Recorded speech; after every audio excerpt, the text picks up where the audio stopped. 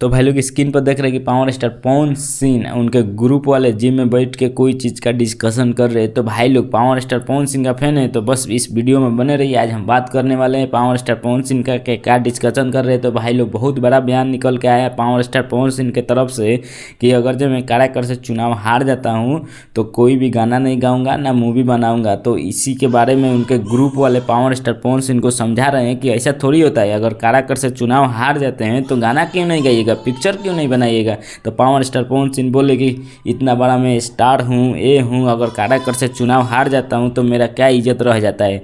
तो उन लोग ग्रुप वाले समझा रहे हैं कि अरे छोड़िए, जाने दीजिए। तो कितना जन आते हैं, स्टार हारते हैं, जीतते हैं। तो ऐसा थोड़ी होता कि आप अपना धंधा छोड़ दिया जाएगा, अपना सिंगिंग छोड़ देंगे। तो अगर भाई लोग पावर स्टार पवन सिंह के गाना सुनना चाहते हैं, पिक्चर देखना चाहते हैं, तो इस बार काराकर से चुनाव जिताना जरूरी है। क्योंकि भाई लोग पावर स्टार पवन सिंह आप लोग को पता ही कि एक बार जो बोल दिए वही करते हैं। तो भाई लोग पावर स्टार पवन सिंह का फैन है तो जरूर लाइक सब्सक्राइब कीजिएगा। हम मिलते हैं अगला वीडियो में, तब तक के लिए गुड बाय।